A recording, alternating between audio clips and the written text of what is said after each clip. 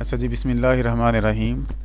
تحقیقات رمضان سیمینار کے تیسرے سیشن میں شاہ ولی اللہ اکیڈمی کے فورم سے میں عدیل گیلانی آپ سب کا خیر مقدم کرتا ہوں۔ آج ہمارے 2 سیشن ہوں گے۔ پہلے سیشن میں ہم جو اسلام کا تصور صوم ہے، یعنی اسلام میں روزے کا جو تصور ہے، اس پر مستشرقین کے جو اعتراضات ہیں ان کا احاطہ کریں گے۔ دوسرے سیشن میں ہم یہ جاننے کی کوشش کریں گے کہ آج کل جو میڈیکل چیلنجز ہیں روزے کے حوالے سے، ان چیلنجز کی نوعیت کیا ہے اور ان کے بارے میں لوگوں نے اب تک جو تحقیقات کی ہیں ان کا ماحصل کیا ہے، اور ان چیلنجز سے نبرد آزما ہونے کے طریقے کون کون سے ہیں۔ دونوں سیشنز انشاءاللہ انٹریکٹیو ہوں گے۔ پہلا سیشن ہمارے ہاں کرنے کے لیے دعوت دی گئی تھی پروفیسر ڈاکٹر طیب عثمانی صاحب کو۔ طیب عثمانی صاحب سے میرا رابطہ ہوا تو انہوں نے کہا کہ میں آپ کو کلیئر کٹ بات بتاتا ہوں۔ انہوں نے کہا کہ عدیل بھائی، مجھے یاد نہیں رہا تھا کہ میرا آج سیشن ہے، تو میں کہیں جا رہا ہوں، سفر میں ہوں، تو سفر میں ہونے کی وجہ سے میں اگر گفتگو کروں گا تو میری آواز ہی نہیں جائے گی آڈینس کو، تو آپ میری معذرت قبول فرمائیں۔ تو پہلے تو میرے ذہن میں یہ خیال آیا کہ میں ان کا میسج آپ تک پہنچا دوں اور یہ سیشن ہم کینسل کر دیں۔ پھر میں نے سوچا نہیں، اس طرح کا موقع دوبارہ نہیں آئے گا، تو بجائے اس کے کہ سیشن کو کینسل کیا جائے، میں خود اس سیشن کو کنڈکٹ کرتا ہوں۔ ویسے تو میں ایک فضول سا بندہ ہوں، لیکن 2 4 5 باتیں میں نے کہیں سے سیکھ رکھی ہیں، میں وہی آپ کے سامنے رکھوں گا۔ ہو سکتا ہے آپ کی معلومات میں ان میں باتوں کی وجہ سے اضافہ ہو جائے۔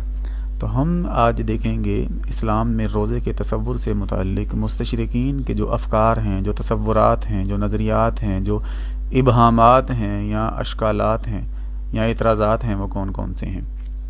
کل کی طرح کاپی اور پینسل آپ کے ہاتھ میں ہونی چاہیے۔ جو باتیں میں آپ کی خدمت میں عرض کروں گا آپ ان کو نوٹ کریں گے، اور نوٹ کرنے کے بعد آپ اسی طرح کیم سکینر کے تھرو اپنے نوٹس کی تصویریں لیں گے اور ان کو PDF کی صورت میں تبدیل کر کے شاہ ولی اللہ اکیڈمی کے ای میل ایڈریس پر میل کر دیں گے۔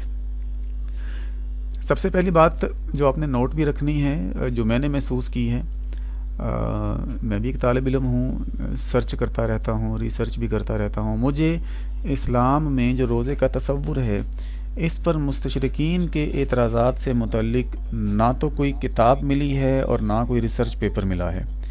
میری معلومات کے مطابق پوری مسلمان دنیا میں ابھی تک کسی بندے نے اس موضوع پر ریسرچ ہی نہیں کی کہ مسلمانوں کے روزے کے تصور کے حوالے سے مستشرقین کے افکار کون کون سے ہیں۔ اب چونکہ اس پر کام نہیں ہوا، اس لیے آپ کے پاس بہت زیادہ سکوپ ہے، آپ اس موضوع پر اپنا تھیسس لکھ سکتے ہیں، آپ اس موضوع پر ریسرچ پیپر لکھ سکتے ہیں، آپ اس عنوان کو بنیاد بنا کر کوئی اچھی سی کتاب بھی لکھ سکتے ہیں۔ تو یہ ایک ایسی کوشش ہوگی جس کو ابتدائی نوعیت کی کوشش کہا جائے گا، اور جو ابتدائی نوعیت کی کوشش ہوتی ہے اس کا فائدہ کیا ہوتا ہے یہ میں آپ کو بتائی دیتا ہوں۔ اس کا فائدہ یہ ہوتا ہے کہ اس موضوع کے حوالے سے دنیا میں جب بھی ریسرچ ہوتی ہے، سب سے پہلے اس پہلی کوشش کا حوالہ دیا جاتا ہے، بے شک وہ کسی بھی صورت کی ہو، بے شک وہ کسی بھی سٹینڈرڈ کی ہو۔ اس لیے یہ نہیں سوچنا کہ میں اگر اس موضوع پر پہلی مرتبہ قلم اٹھاؤں گا تو ہو سکتا ہے میں اس کے ساتھ انصاف نہ کر سکوں۔ کوئی مسئلہ نہیں، آپ نا انصاف کریں، آپ ایک شروعات تو کریں، ابتدا تو کریں، تو آپ کی جو بگننگ ہوگی، آپ کا جو سٹارٹنگ سٹیپ ہوگا، یہ ایک مائل سٹون ہوگا اگلے ریسرچرز کے لیے۔ مجھے کوئی کتاب نہیں ملی اس حوالے سے، نہ کوئی ریسرچ پیپر ملا ہے۔ اگر آپ کی معلومات میں کوئی ایسی دستاویز ہو تو مجھے ضرور پہنچائیے گا۔ اب جب میرے پاس کوئی ایسی کتاب ہی نہیں آ سکی، کوئی ریسرچ پیپر بھی نہیں آ سکا، کوئی بلاگ نہیں آ سکا، کوئی عام آرٹیکل بھی نہیں اس موضوع پر مجھے ملا، تو پھر میں نے سوچا کہ کیوں نہ میں خود تھوڑی سی حرکت کروں اور تلاش کرنے کی کوشش کروں کہ مسلمانوں کے تصور صوم کے متعلق مستشرقین کیا کہتے ہیں۔ تو اس ضمن میں میرے پاس جو سورسز تھے، ان سورسز میں سے میں نے ایک سورس کا انتخاب کیا ہے۔ میں آپ کو اپنی اسکرین کے اوپر دکھاتا ہوں۔ کدھر گیا یہ؟ کدھر ہوئے یہ ہاں آ گیا۔ اگر آپ کو میری اسکرین نظر آ رہی ہے تو آپ کو اسکرین کے اوپر یہ بھی نظر آ رہا ہوگا، انسائکلوپیڈیا آف دی قرآن۔ یہ 6 جلدوں میں ایک انسائکلوپیڈیا پبلش کیا گیا ہے، بریل کی طرف سے پبلش کیا گیا ہے۔ بریل وہی پبلشر ہے جس نے اس سے پہلے انسائکلوپیڈیا آف اسلام پبلش کیا تھا۔ یہ نان مسلمز کا پبلشنگ ہاؤس ہے، اس کے باوجود یہ مسلمانوں کے بارے میں بہت زیادہ کتابیں پبلش کرتا ہے، اور مستشرقین کی کتابوں کو پبلش کرنے کے حوالے سے دنیا میں اس ادارے کا نام ہے۔ تو یہ جو بک ہے یہ 6 جلدوں میں ہے، انسائکلوپیڈیا آف دی قرآن۔ اس کی دوسری جلد میں نے کھولی اور اس دوسری جلد کے اندر مجھے روزے کا ٹاپک مل گیا، کیونکہ یہ مستشرقین نے لکھا ہے انسائکلوپیڈیا، اس لیے اس میں روزے کے حوالے سے جو افکار پیش کیے گئے ہیں وہ بھی مستشرقین کے ہی ہیں۔ تو اس انسائکلوپیڈیا میں روزے کے حوالے سے جو اہم باتیں بیان کی گئی ہیں میں ان پر روشنی ڈالوں گا، اور پھر اپنی سطح پر رہتے ہوئے ان کے بارے میں اپنی رائے آپ کے سامنے پیش کروں گا۔ اچھا جی، سب سے پہلے مجھے جو عبارت ملی ہے اس کے اندر یہ ڈبلیو گراہم کی ہے۔ آپ میں سے جو لوگ کمپیریٹیو ریلیجنز کے اسٹوڈنٹ ہیں وہ بہت اچھی طرح جانتے ہیں کہ ہسٹری آف ریلیجن کا ایکسپرٹ ہے یہ ڈبلیو گراہم۔ اس نے بہت سی کتابیں لکھی ہیں جن کا تعلق تاریخ مذاہب کے ساتھ ہے۔ تو جو شخص تاریخ مذاہب کے حوالے سے کام کرتا ہے وہ کوشش یہ کرتا ہے کہ جس مذہب کے بارے میں لکھے پہلے اس مذہب کی سرزمین کو جا کر وزٹ کرے۔ ہمارے ہاں تو صرف گھر بیٹھے بیٹھے کتابیں پڑھ کر کتابیں لکھ دی جاتی ہیں، لیکن مستشرقین میں سے بعض مستشرقین ایسے ہیں جو متعلقہ مذہب کے علاقے میں جاتے ہیں، وہاں جا کر اس کو وزٹ کرتے ہیں، ان لوگوں سے ملتے ہیں، ان کے ساتھ گفتگو کرتے ہیں، ان کے ساتھ وقت گزارتے ہیں، ان کے ساتھ بات چیت کرتے ہیں، اور کتابیں پڑھنے کے ساتھ ساتھ اس مذہب کے پیروکاروں کے جو افکار اور نظریات ہیں ان کا کیا کہتے ہیں کہ ایک سنجیدگی سے بغور مشاہدہ کرنے کے بعد کتاب لکھتے ہیں۔ یہ ایک ایسا پوائنٹ ہے جو مجھے مستشرقین کے اندر بہت زیادہ پسند ہے کہ فکری محنت بھی کرنی ہے، ذہنی محنت بھی کرنی ہے، مطالعہ بھی کرنا ہے، اور پھر مشاہدہ بھی کرنا ہے جا کے اس علاقے کا۔ ہمارے ہاں بہت سے اسٹوڈنٹس ہیں، کیونکہ میں بھی کمپیریٹیو ریلیجنز میں ہی پی ایچ ڈی کر رہا ہوں، تو میں نے بہت سے اسٹوڈنٹس دیکھے ہیں جو کرسچنز کے مسائل پر تھیسس لکھ دیتے ہیں، لیکن انہوں نے کرسچنز کے ساتھ کوئی ملاقات نہیں کی ہوتی۔ وہ پاکستان میں مائنورٹیز کے بارے میں کوئی نہ کوئی آرٹیکل لکھ رہے ہوتے ہیں، لیکن مائنورٹیز کے ساتھ ان کا کوئی انٹریکشن نہیں ہوتا۔ ابھی تھوڑی دیر پہلے میرے ایک اسٹوڈنٹ کا مجھے فون آیا تھا، اس نے کہا سر ہم مائنورٹیز کے رائٹس کے لیے ہم ایک این جی او لانچ کرنے لگے ہیں۔ میں نے اس سے پوچھا بچے کبھی چرچ گئے ہو؟ کہتے نہیں۔ میں نے پوچھا کبھی مندر گئے ہو؟ کہتے نہیں۔ میں نے کہا یہ بتا دو کہ اسلام آباد میں کبھی کوئی مندر دیکھا ہے؟ سر وہ بھی نہیں دیکھا۔ اچھا یہ بتا دو کہ راولپنڈی یا اسلام آباد میں مندر کہاں واقع ہے؟ سر وہ بھی نہیں پتہ۔ تو کیا کرنے جا رہے ہو بچے آپ کو پتہ ہی نہیں ہے یہاں کتنے ہندو ہیں، یہاں کتنے عیسائی ہیں، یہاں کتنے پارسی ہیں، کتنے قادیانی ہیں، آپ کے پاس کتنے بدھ مت ہیں۔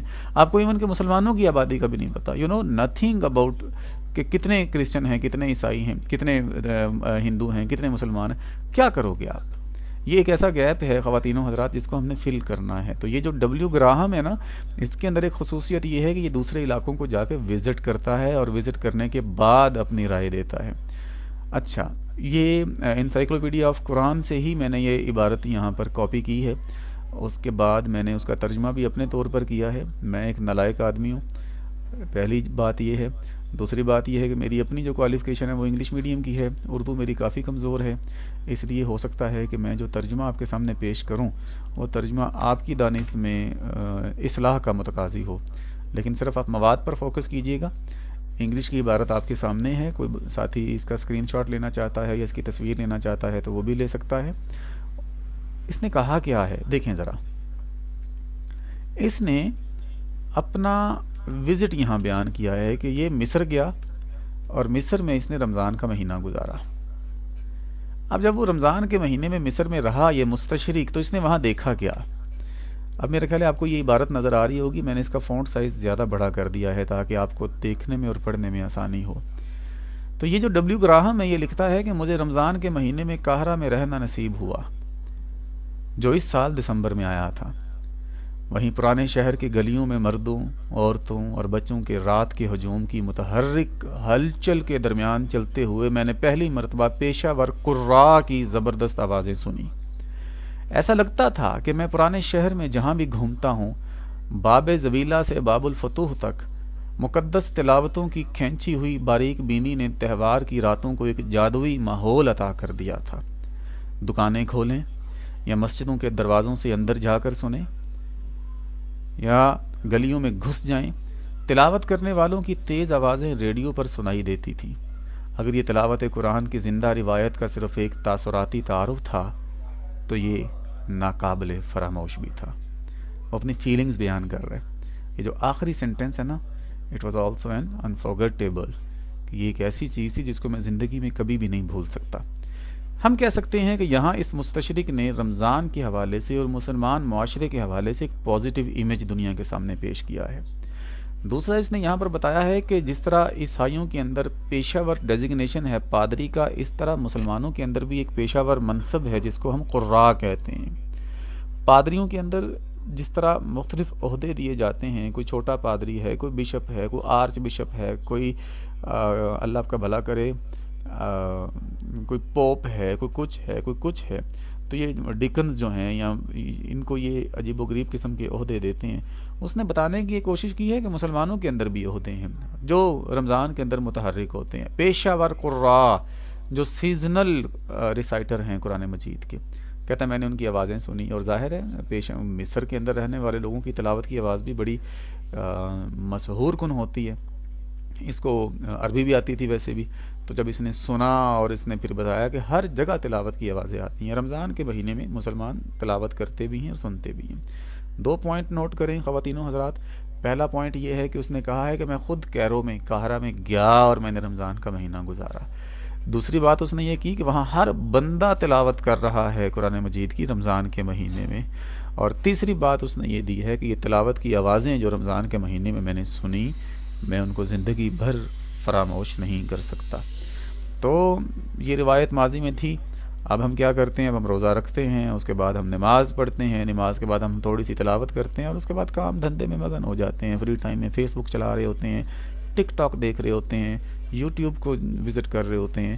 یہ سوشل میڈیا ہمارے وقت کا بیڑا غرق کر رہا ہے، اور ہمارے معاشرے کی جو روایت تھی رمضان المبارک میں قرآن مجید کی تلاوت کی، وہ روایت اب کمزور پڑتی جا رہی ہے۔ تو یہ مستشرق جو ہے ایک طرف ہمیں اسلامی معاشرے کا ایک خوبصورت پہلو دکھا رہا ہے، دوسرا ہمارا ضمیر بھی جگانے کی کوشش کر رہا ہے۔ اور مجھے امید ہے کہ اگر یہ عبارت عام مسلمانوں تک پہنچ جائے تو شاید وہ شرم سے اپنے سروں کو جھکا لیں گے کہ ایک مستشرق ہمیں یاد کروا رہا ہے کہ آپ نے رمضان میں اصل میں کرنا کیا تھا۔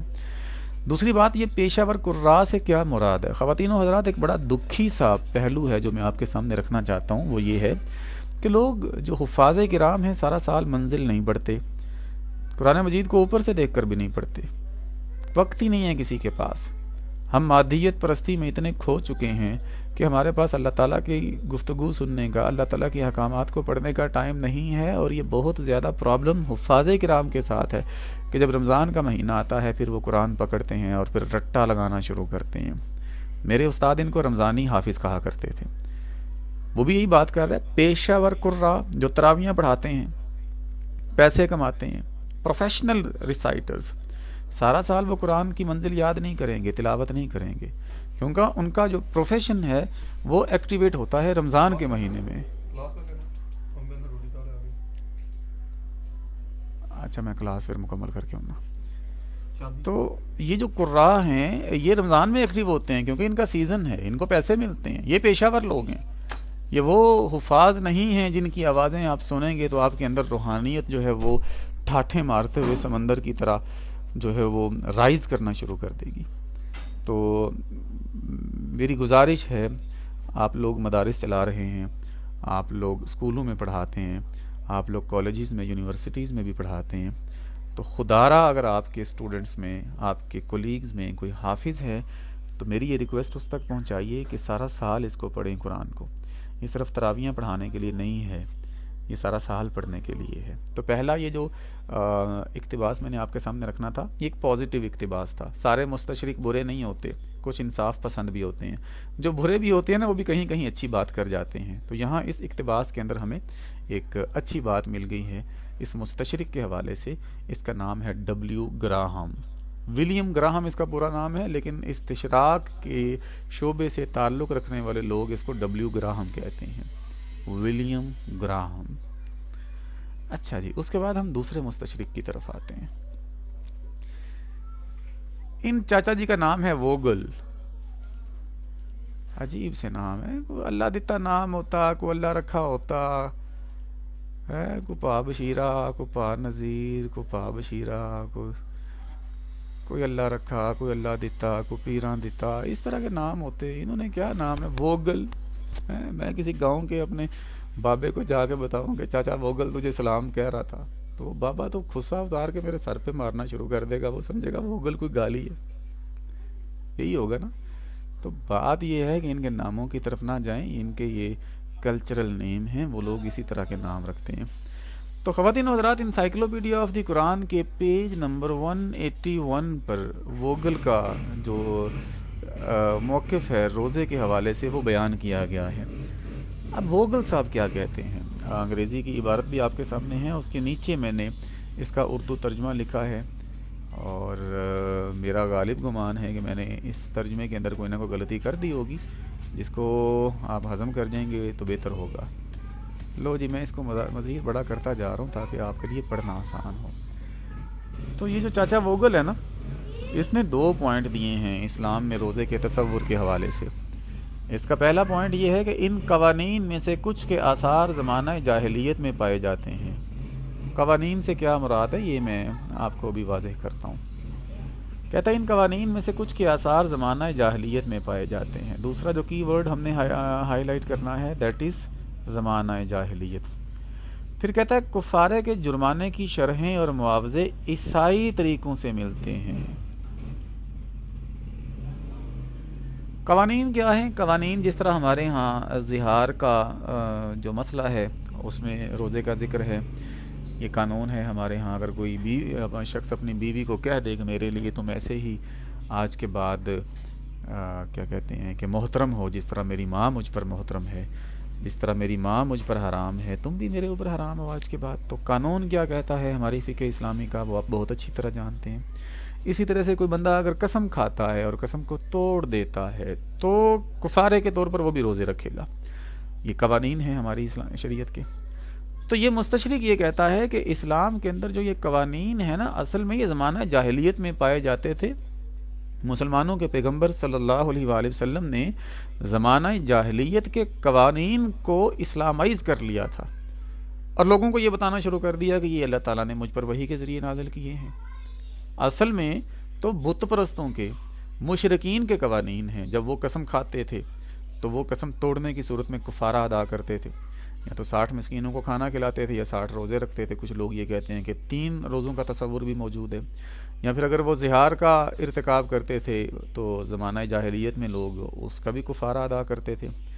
تو یہ جو چاچا جی ہیں نا ووگل صاحب، یہ کہتے ہیں زمانہ جاہلیت کے ان قوانین کو مسلمانوں کے پیغمبر نے اسلامائز کر لیا تھا، اور اسلامائز کرنے کے بعد یہ دعویٰ کیا کہ یہ مجھے اللہ تعالیٰ نے وحی کے ذریعے حکم دیا ہے روزوں کے حوالے سے۔ دوسری بات اس نے یہ کی ہے کہ جو کفارے کی جو شرح ہے، جو ریشو ہے جرمانے کی، یہ کرسچن تھیولوجی کے اندر ہمیں ملتی ہے۔ مسلمانوں کے جو پیغمبر ہیں، نبوت کا دعویٰ کرنے سے پہلے وہ کرسچنز کے ساتھ ملتے جلتے تھے۔ یہ نریشنز بھی وہاں پیش کرتے ہیں کہ بچپن میں شام گئے، وہاں بحیرہ راہب سے ملاقات ہوئی، اس کے بعد مکہ کے پاس ایک رومی لوہار تھا، وہ بھی کرسچن تھا، اس سے بھی ملاقاتیں ہوتی تھیں۔ اس کے علاوہ حبشہ سے ایک ڈیلیگیشنز بھی آیا تھا مکہ نعرہ میں، ان لوگوں کے ساتھ بھی ملاقات ہوئی۔ تو یہ جو جرمانے کی شرحیں ہیں، جو ریشوز ہیں، یہ پیغمبر اسلام نے عیسائیوں سے سیکھی تھیں، اور عیسائیوں سے سیکھنے کے بعد ان کو اسلامائز کیا اور دعویٰ یہ کر دیا کہ یہ مجھے اللہ تعالیٰ نے وحی کے ذریعے بتائی ہیں ساری کی ساری۔ اور اسی نے یہ جو ووگل صاحب ہیں ایک نیا پوائنٹ یہ پیش کیا ہے، وہ کہتے ہیں کہ اگر مزید ریسرچ کی جائے نا تو پتہ یہ چلے گا کہ اسلام کا جو کنسیپٹ ہے روزے کا، یہ مکمل طور پر لیا ہی کرسچینٹی سے گیا ہے۔ اور اگر عرب میں اس کی کوئی ٹریڈیشن ہمیں ملتی ہے، کوئی روایت اگر ملتی بھی ہے، تو وہ بھی عیسائیت کے ہی آثار کے سبب عرب کے اندر پہنچی ہوگی۔ یہ پہلا اعتراض ہے مستشرقین کا اسلام کے تصور صوم کے اوپر، کہ اسلام کا تصور صوم جو ہے وہ جینون نہیں ہے۔ اس کی جڑیں یا تو آپ کو زمانہ جاہلیت میں مشرکین کے معاشروں کے اندر ملیں گی، یا پھر آپ کو اسلام کے تصور صوم کا جو پہلو ہے جس کا تعلق کفارے سے ہے، جس کا تعلق کفارے کے ساتھ ہے، وہ آپ کو کرسچن تھیولوجی کے اندر ملے گا۔ انڈائریکٹلی آپ کا جو کنسپٹ ہے جینوننس کا، اس کو یہاں ایک سوالیہ نشان دے دیا گیا ہے، اور مسلمانوں کے لیے لازم ہے کہ وہ اس سوال کو ایڈریس کریں۔ تو علماء کرام ذرا آپ فرمائیے کہ اگر کوئی مستشرق آپ سے ملے یا آپ کی کسی مستشرق سے ملاقات ہو، یہ اعتراض وہ آپ کے سامنے رکھے، تو آپ اس کو کیسے ایڈریس کریں گے؟ بسم اللہ۔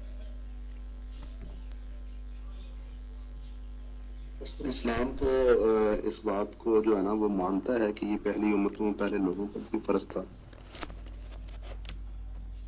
وہ بھی یہی کہتے ہیں نا، کہتے ہیں پیغمبر اسلام نے لوگوں کو بتا دیا کہ اللہ نے مجھ پر بھی وحی نازل کی ہے اور مجھے بھی یہی کہا ہے کہ جس طرح پہلے لوگوں پر روزے فرض ہیں تم لوگوں پر بھی فرض ہیں۔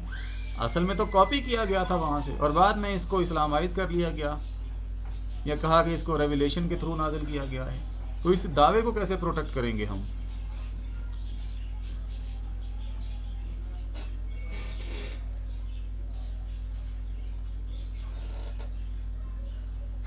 میری آواز سب کو آ رہی ہے؟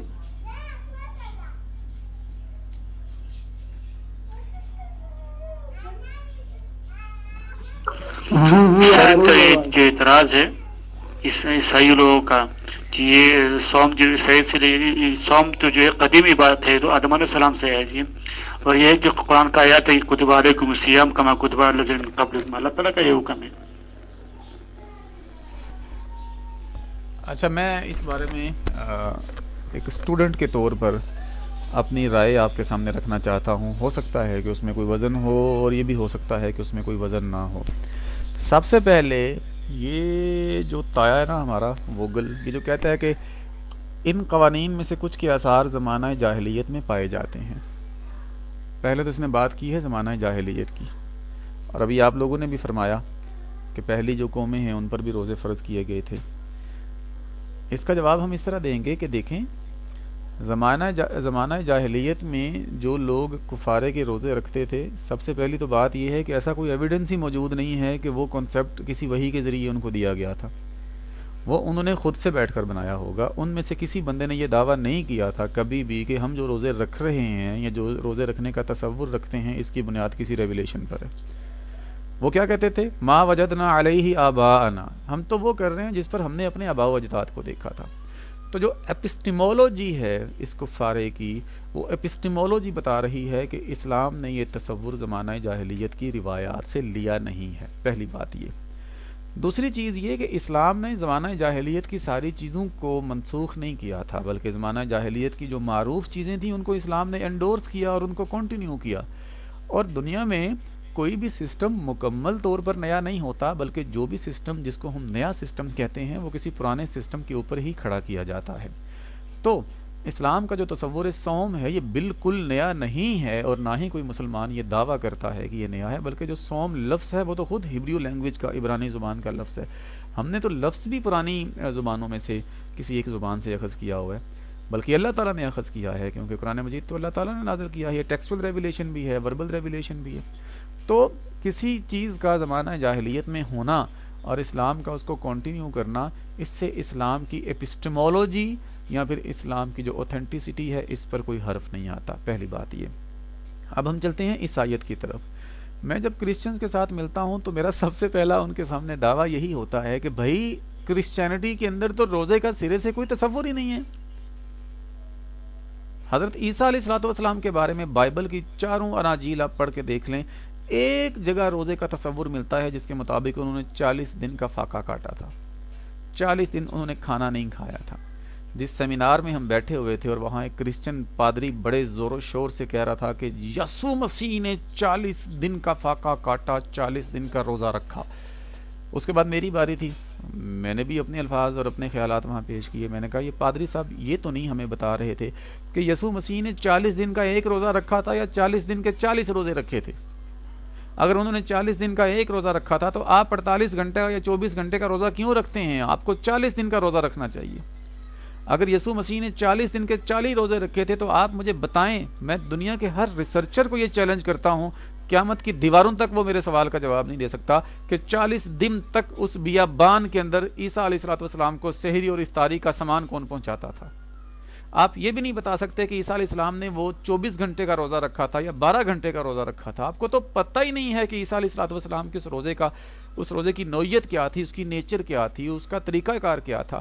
کس منہ سے آپ کہتے ہیں کہ ہمارے ہاں روزے کا تصور ہے؟ پوری فلسفی دیں ہمیں، سحری کب کھانی ہے، یا آدھی رات کو کھانی ہے، یا ایک ہی ہماری افطاری ہوگی وہی ہماری سحری ہوگی۔ آپ کو اناجیل کے اندر ان سوالوں کے جوابات نہیں ملیں گے۔ اب وہ لگے انگلیاں دانتوں میں ڈال کے یہ لڑکا تو بہت بدتمیز ہے بھائی، یہ تو ایسے سوال کر رہا ہے جو سوال ہم خود اپنے پادریوں سے نہیں کرتے. تو کرسچینٹی کے اندر بیسیکلی روزے کی کوئی فلاسفی نہیں ہے. اس لیے یہ کہنا کہ یہ جو شرحیں ہیں جرمانے کی ان کا تعلق کرسچینٹی کے ساتھ ہے اور مسلمانوں نے وہاں سے اخذ کیا ہے، یہ بیسیکلی ایک بودھا اعتراض ہے. تیسری چیز وہ کہتے ہیں کہ مکہ کے پاس ایک رومی لوہار رہتا تھا، محمد صلی اللہ علیہ وآلہ وسلم جا کر اس سے ملاقات کرتے تھے، وہ محمد صلی اللہ علیہ وآلہ وسلم کو بتایا کرتا تھا کہ ہمارے ہاں روزے کا یہ تصور ہے، فطرانے کا یا صدقے کا یا زکوٰۃ کا یا افطاری کا یا سحری کا یہ تصور ہے. محمد صلی اللہ علیہ وسلم اس سے سیکھتے تھے اور واپس آ کے عرب کے لوگوں کو سکھاتے تھے. پہلی بات یہ ہے کوئی ایویڈنس نہیں ہے مکہ یا اس کے گرد و نواح میں بائبل کے کسی ایک نسخے کے ہونے کا. کوئی بندہ یہ پروو نہیں کر سکتا کہ عہد نبوی میں مکہ کے اندر یا مکہ کے گرد و نواح میں بائبل موجود تھی. عربی ترجمہ بھی موجود نہیں تھا.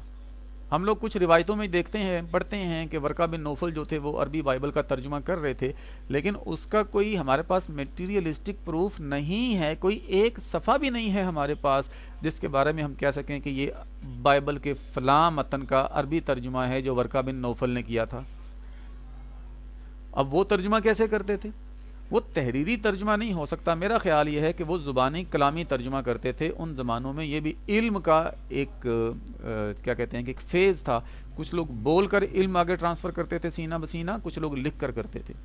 ورقہ بن نوفل کے بائبل کے عربک ٹرانسلیشن کا ہمارے پاس کوئی ماسٹر پیس نہیں ہے. تو وہ جو رومی لوہار ہے اس کے پاس کب ٹائم تھا بائبل کو پڑھنے کا؟ وہ تو پادریوں کے پاس ہوتی تھی. عام کرسچن کے پاس تو بائبل ہوتی نہیں تھی. وہ عام کرسچن تھا، اس بیچارے کو تو صرف اتنا پتا تھا کہ میں کرسچن ہوں. کرسچینٹی ہوتی کیا ہے اس کی بلا سے کسی کو کیا خبر، اس کو تو پتہ ہی نہیں تھا اس چیز کا.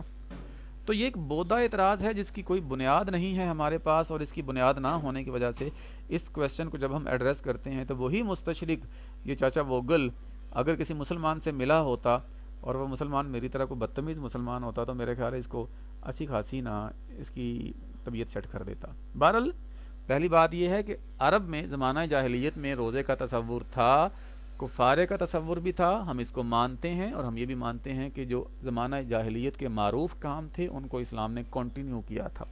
سابقہ شرائع اس کو اسلام نے مکمل طور پر منسوخ نہیں کیا تھا، بلکہ ان کے جو معروف امور ہیں ان کو اسلامائز کر لیا گیا تھا، اپنا لیا گیا تھا. تو یہ دوسرے مستشرق کا اعتراض ہمارے سامنے آتا ہے. اب ہم بڑھتے ہیں آگے. فرض کے علاوہ ایک اور یہ اس کے مبین فرق ہو سکتا ہے کہ جو پہلے امتوں کے یا پہلے لوگوں کے روزے ہیں اور ہمارا جو اسلام کا روزہ ہے یہ مطلب مختلف رنگ سے رکھنے کے لحاظ سے نہیں وہ طریقوں کا جو اختلاف ہے وہ تو ملتا ہی ہے ہر شریعت کے اندر. بلکہ آپ نے جو بات کی ہے اس میں ایک اور پوائنٹ بھی میرے ذہن میں آ گیا ہے، اللہ تعالیٰ آپ کا بھلا کرے. دیکھیں کرسچینٹی کے اندر، اسپیشلی کیتھولک کرسچینٹی کے اندر ہے، یہ پروٹسٹنٹ اس کو نہیں مانتے. کرسچینٹی کے اندر جو پوپ ہے وہ ہمیشہ روح القدس کے سائے میں رہتا ہے. کیتھولک کرسچن اس بات کو تسلیم کرتے ہیں کہ ہمارا پوپ کبھی غلطی نہیں کر سکتا، وہ معصوم عن الخطا ہے. وہ جو بھی فتویٰ ریلیز کرتا ہے وہ روح القدس کے ساتھ مشورہ کر کے وہ فتویٰ ریلیز کرتا ہے. تو جس فتوے کو روح القدس انڈورس کر دے گا، جس فتوے کو روح القدس ریکمنڈ کر دے گا، وہ فتویٰ بالکل ایسے ہی ہے جیسے خدا نے وہ حکم نازل کیا ہے زمین پر. لہذا پادری جو کچھ کہتا ہے وہ وہی ہے جو خدا کہتا ہے. پادری ہمیشہ روح القدس کے تھرو اللہ تعالیٰ کے ساتھ کمیونیکیٹ کرتا ہے، اس کے پاس ایک روحانی پاور ہوتی ہے. اس لیے اگر پادری روزے کے بارے میں کوئی حکم دے دے گا یا قانون بنا دے گا تو وہ قانون بالکل ایسے ہی ہے جیسے وہ قانون خدا نے نازل کیا ہے. یہ کیتھولک کرسچینٹی کے اندر پوپ کے بارے میں تصور ہے. اب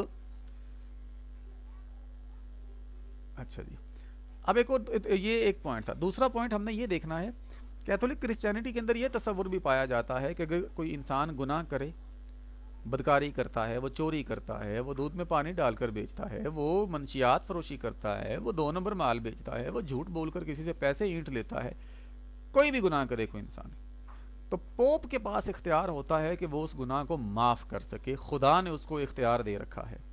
اب کرنا کیا ہے؟ اگر گناہ کر لیا ہے، کوئی برائی کر لی ہے، کوئی جرم کر لیا ہے، آپ نے پوپ کے پاس جانا ہے.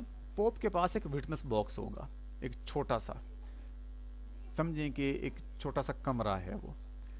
جس طرح آپ شاپنگ کرنے جاتے ہیں کسی بھی بوتیک میں، تو اس شاپنگ کرنے کے دوران آپ وہاں بوتیک میں ایک ٹیسٹ روم میں جاتے ہیں جس میں آپ کپڑوں کو ٹیسٹ کرتے ہیں کہ یہ مجھے پورے بھی ہیں کہ نہیں. بالکل اسی حجم کا، اسی سائز کا پوپ کے پاس ایک چھوٹا سا کیبن بنا ہوتا ہے. آپ اس کیبن میں چلے جاتے ہیں، آپ کیبن کے اندر کھڑے ہوتے ہیں، کیبن کے باہر پوپ بیٹھا ہوا ہے. آپ کہتے ہیں فادر میں نے کوئی گناہ کیا ہے. آپ گناہ نہیں بتاتے کہ آپ نے کون سا کیا ہے، آپ جسٹ یہ بتاتے ہیں کہ میں نے فلاں گناہ کیا ہے اور میں چاہتا ہوں کہ مجھے نجات ملے، میرا یہ گناہ معاف کر دیا جائے. پوپ پھر آپ سے پوچھتا ہے کہ کیا آپ کے گناہ سے، آپ کے جرم سے کسی کو تکلیف پہنچی ہے، کسی کا نقصان ہوا ہے؟ اگر آپ کہتے ہیں نہیں، کسی کو میرے گناہ سے تکلیف نہیں پہنچی، نقصان نہیں ہوا، وہ کوئی ایسا گناہ تھا جو میں نے تنہائی میں کیا تھا، تو پوپ کہتا ہے ٹھیک ہے، خدا تجھے معاف کر دے گا، اتنے پیسے چرچ کے باکس میں ڈال دو تو تم خدا کی خدمت کرو، خدا اس کے بدلے میں تمہیں معاف کر دے گا. تو پوپ جو ہے چرچ کا چندہ جمع کرنے کے بعد اس کرائم کو معاف کر دے گا، اور دوسرے لوگ یہ سمجھیں گے کہ اس نے جو بھی کرائم کمٹ کیا تھا اس کی معافی اس کو مل گئی ہے. اچھا میں ہوں اچھا ٹھیک ہے، سوری وہ اچھا. تو پوپ جو ہے وہ گناہ معاف کر دیتا ہے عام انسان کا. اچھا پھر پوپ یہ اگر پوچھے کہ تمہارے گناہ کی وجہ سے کسی دوسرے انسان کو تکلیف پہنچی ہے، وہ کہے گا ہاں تکلیف پہنچی ہے، تو پوپ پھر کہے گا کہ چرچ کے باکس میں چندہ بھی ڈالنا پڑے گا بیٹا جی، اور جا کر اس بندے سے معافی بھی مانگنی پڑے گی. آپ اگر کہیں نا کہ حضرت اگر میں جا کر اس بندے سے معافی مانگ لوں لیکن چرچ میں چندہ نہ ڈالوں تو کیا میرا گناہ معاف ہو جائے گا؟ پوپ کہے گا نہیں نہیں نہیں نہیں نہیں، جس طرح اس بندے سے معافی مانگنا ضروری ہے نا، اسی طرح چرچ میں چندہ ڈالنا بھی ضروری ہے. اگر آپ یہ کہیں کہ اگر میں اس بندے سے ملوں، اس سے معافی مانگوں تو میری ایگو ہرٹ ہوگی، میری سیلف رسپیکٹ کمپرومائز ہو جائے گی، میں جا کر اس بندے سے معافی نہیں مانگوں گا. فادر کوئی ایسا راستہ نکالیں نا کہ مجھے اس سے نہ ملنا پڑے، میری ایگو جو ہے وہ ہرٹ نہ ہو. تو وہاں پر پوپ یہ کہتا ہے ٹھیک ہے بیٹا جی چندہ ڈالو ادھر اور پھر اتنے روزے رکھو. تم یہ جو روزے رکھو گے نا، یہ تمہارے اس کرائم کا، تمہارے گناہ کا کفارہ بن جائے گا. یہ جو کہہ رہا ہے نا یہ چاچا جس کا بھی ہم نے ذکر کیا ہے، وہ گل، کہ اگر مزید تحقیق ہم کریں تو ہمیں پتہ چلے گا کہ جو کفارے کی شروحات ہیں، جو ریشوز ہیں، ان کی بنیاد بھی ہمیں مل جائے گی کیتھولک کرسچینٹی کے اندر. کیتھولک کرسچینٹی کے اندر پوپ نے اپنی طرف سے روزوں کی تعداد متعین کر رکھی ہے، اس گناہ کے اتنے روزے، اس کے اتنے روزے، اس کے اتنے روزے. تو یہ ایک دلچسپ موضوع ہے جس کو آپ لے کر آگے بڑھیں تو آپ اس پر کوئی ریسرچ پیپر یا کوئی ایک اچھا لیکچر جو ہے وہ کنڈکٹ کر سکتے ہیں. ویسے تو مختلف جرائم کی جو فیس ہے وہ بھی ڈیفرنٹ ہے. اگر آپ نے ایک گناہ کیا ہے تو اتنا چندہ، دوسرا کیا ہے تو اتنا چندہ. یہ کچھ عرصہ چلی تھی، پھر مارٹن لوتھر پیدا ہوئے. آپ نے اگر کمپیریٹیو ریلیجنز کی ہسٹری پڑھی ہے تو پروٹسٹنٹزم کی جو ابتدا تھی وہ ہوئی اسی بات سے تھی. مارٹن لوتھر نے کہا یہ جو پوپ ہے جو لوگوں سے مال بٹور رہا ہے، گناہوں کے معافی نامے سیل کر رہا ہے، گناہ معاف کرنے کے چندے لوگوں سے جمع کر رہا ہے، اس کو یہ اتھارٹی کس نے دی ہے؟ اس کی اتھارٹی جو ہے اس کو نہ تو بائبل انڈورس کر رہی ہے، نہ یسوع مسیح نے اس کو انڈورس کیا تھا. ہم اس کو نہیں مانتے. تو جرمنی کے اندر 1516 یعنی 1516 سے لے کر آن ورڈ مارٹن لوتھر نے پروٹسٹنٹزم کی تحریک شروع کی. اس کو پروٹسٹنٹزم اسی لیے کہتے ہیں کہ اس نے احتجاج کیا تھا یہ جو روزے، کفارے، پیسے، گناہوں کی معافی کے جو ڈرامے تھے نا ان کے خلاف. تو اگر کوئی مستشرق کہتا ہے کہ ہمارے ہاں روزے کا تصور ہے اس آیت کے اندر تو مسلمانوں نے وہاں سے لیا تھا، تو اس کو زیادہ ٹائم نہ دیں بات کرنے کے لیے. اس سے پوچھیں کہ تم تو روزوں کے عوض لوگوں کے گناہ بھی معاف کرتے ہو، بتاؤ کیا بائبل کے اندر اس کا کوئی ثبوت ہے؟ آپ کنگ جیمز ورژن لے لیں بائبل کا. پاکستان بائبل سوسائٹی والوں نے اس کو پبلش کیا ہوا ہے، بائبل کے ایک ترجمے کو سب سے زیادہ وہ چل رہا ہے، پروٹسٹنٹ اسی کو یوز کرتے ہیں. اس کے اندر کوئی ایک فقرہ دکھا دیں جس میں یہ اتھارٹی پوپ کو دی گئی ہو. یہ جو روزے رکھوا کر لوگوں کے گناہ معاف کروا رہے ہیں اس کا تو کوئی ثبوت ہی نہیں ہے، نہ اولڈ ٹیسٹامنٹ کے اندر نہ نیو ٹیسٹامنٹ کے اندر. بہرحال یہ ایک اور ٹاپک تھا جو ضمنی طور پر بیچ میں آ گیا. اچھا جی چلیں، یہ ایک اور مستشرق ہے، گوئٹین اس کا نام ہے، گوئٹین.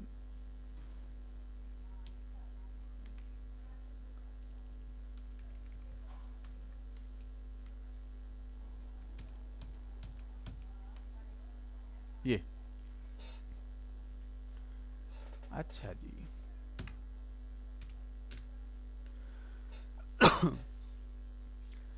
تو یہ پائن کہتے ہیں کہ یہودی یوم نجات کا روزہ رکھتے تھے، جس دن ان کو فرعون کے ظلم اور کیا کہتے ہیں کہ قید سے نجات ملی تھی۔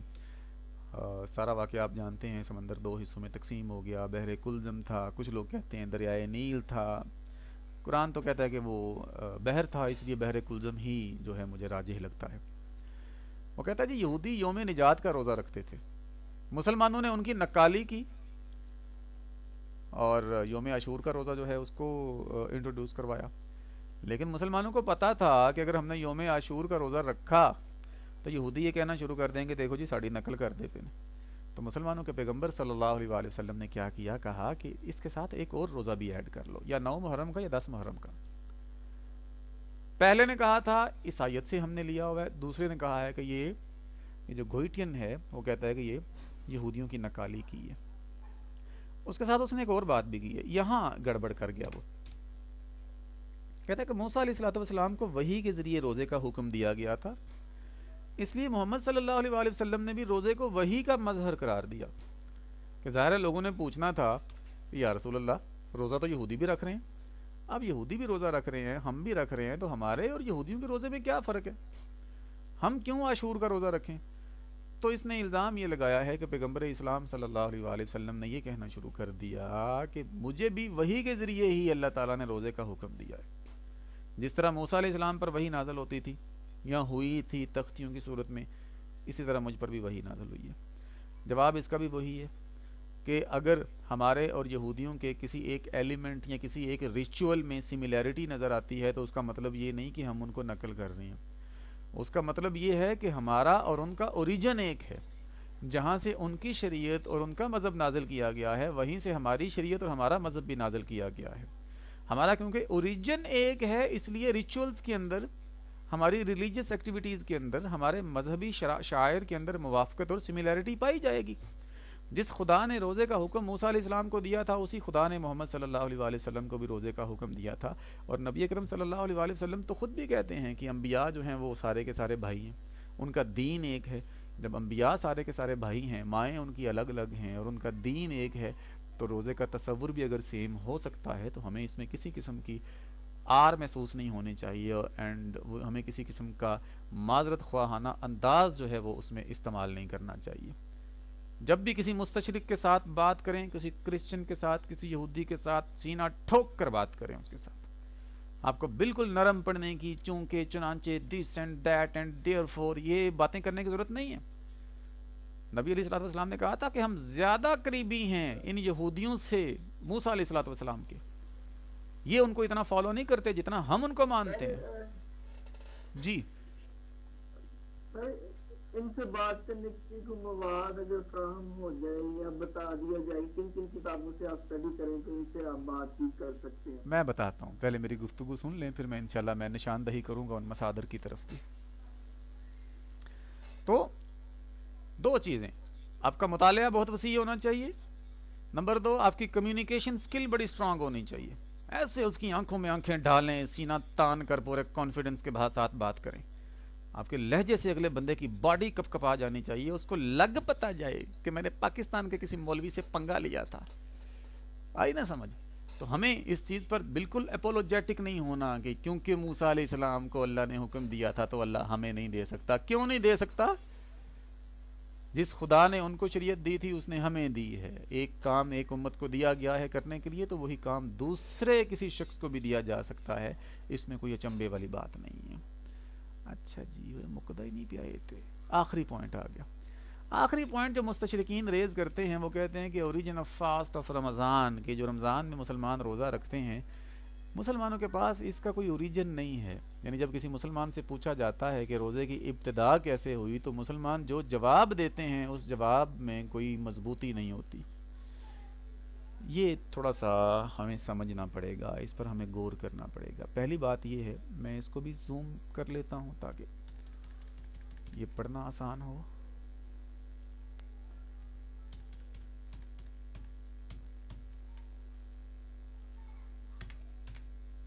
اچھا جی،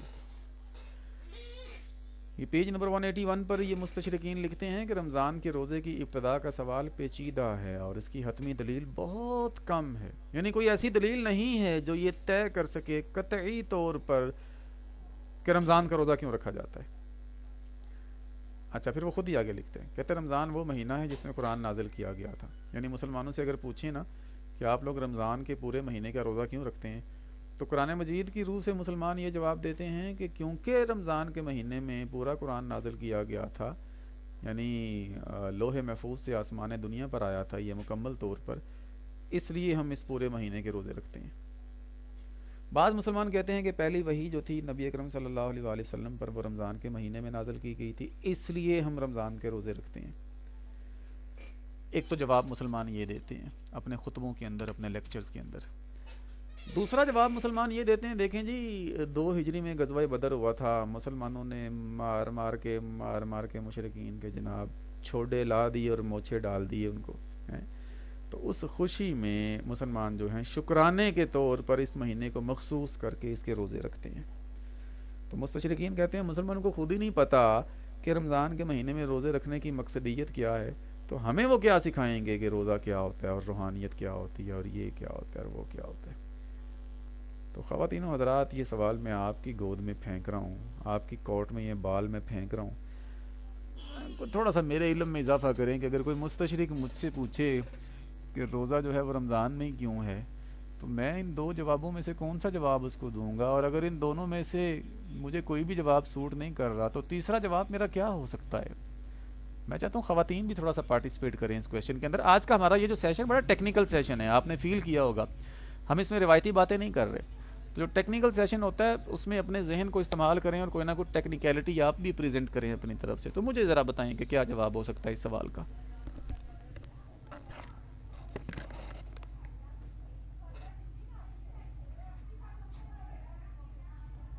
بولیے حضور۔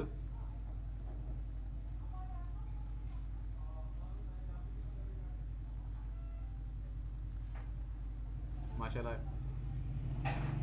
اتنے علامہ حضرات ہیں، اتنے فہامہ حضرات ہیں آج کے سیشن میں۔ سر سورہ بقرہ کی 186 نمبر آیت میں جو کہہ دیا گیا ہے کہ من شاہد منکم الشہر فلیصم، تو رمضان المبارک کی اگر وجہ نہ بھی معلوم ہو کہ کس وجہ سے روزے رکھنے ہیں، تو اسی رمضان میں اسی مہینے میں اللہ نے روزہ رکھنے کا حکم دیا ہے۔ جی بالکل، ہمارا جواب یہ ہوگا کہ دیکھیں اسلام میں اور دیگر مذاہب میں جو فرق ہے جن پہلوؤں پر، ان میں سے ایک پہلو یہ بھی ہے کہ اسلام کی جو عبادات ہیں ان کا تعلق کسی مخصوص واقعہ کے ساتھ نہیں ہے، ٹھیک ہے، یہ ساری کی ساری توقیفی ہیں۔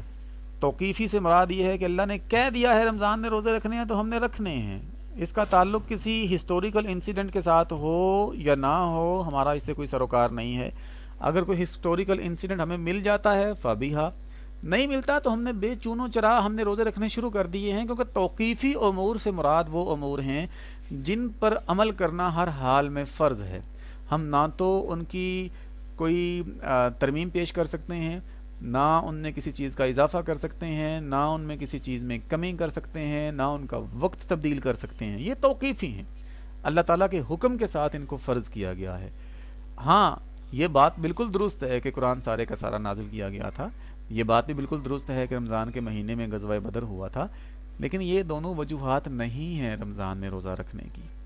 وجہ یہی ہے کہ اللہ نے کہہ دی ہے فمن شاہد منکم، فمن شاہد، کیا آیت پڑھی آپ نے؟ فمن شاہد منکم الشہر فلیصمہ، ٹھیک ہے، تم میں سے جو بھی اس مہینے میں زندہ ہو وہ اس کے روزے رکھے۔ اللہ نے کہہ دیا ہے تو ٹھیک ہے، ہم اس کے روزے رکھیں گے۔ تم ہم سے یہ سوال ہی نہ پوچھو کہ وجہ کیا ہے، وجہ یہی ہے کہ قرآن میں آ گیا ہے، ہمارے وہ آیت ہے قرآن مجید میں ما کان لمؤمن ولا مؤمنۃ، سورۃ احزاب میں آیت ہے کہ جب اللہ تعالیٰ کا حکم آ جائے کسی مومن یا مومنہ کے پاس تو اس کے لیے جائز نہیں ہے ان یکون لہم الخیارہ، کہ وہ پھر اپنی مرضی، اپنی رائے، اپنی اوپینین یا اپنے دماغ کی اٹکل پچو کو چلائیں۔ تو یہ ایک سادہ سا جواب ہے جو ہم مستشرقین کے سامنے رکھ سکتے ہیں۔ اگر کوئی ساتھی انسائکلوپیڈیا آف قرآن، یہ جو میں نے آپ کو اسکرین کے اوپر دکھایا تھا، اس پر ریسرچ کرنا چاہے اور اس کے جو روزے کا آرٹیکل ہے اس کا نقد پیش کرنا چاہے، تو آج کے اس سیشن میں ہم نے جو گفتگو کی ہے اس کے پوائنٹس کو وہ استعمال کر سکتا ہے، میری طرف سے کوئی کاپی رائٹ نہیں ہے اس کا۔ اب اس ضمن میں اگر کوئی ساتھی کوئی اضافہ کرنا چاہتا ہے اس موضوع پر تو وہ اضافہ کر سکتا ہے. اس کے بعد ہم یہ سیشن ختم کریں گے.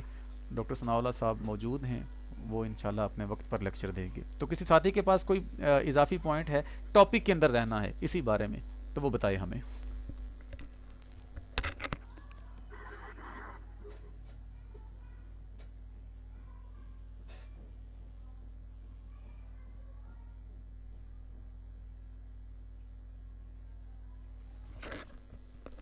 جی میرا خیال ہے کسی کے پاس کوئی نیا پوائنٹ نہیں ہے. ابھی 9:30 ہو چکے ہیں. ہم اس لیکچر کو یہاں ختم کرتے ہیں. 15 منٹ کی ہم بریک کر لیتے ہیں. انشاءاللہ 9:30 بجے ہم دوسرا سیشن اپنا سٹارٹ کریں گے. ڈاکٹر ثناء اللہ صاحب اس کو ہینڈل کریں گے اور روزے داروں کو جو طبی مسائل درپیش ہیں ان پر گفتگو کریں گے. سبحان ربک رب العزت عما یصفون وسلام علی المرسلین والحمد للہ رب العالمین. آپ کی سماعتوں کا بہت بہت شکریہ. اللہ حافظ.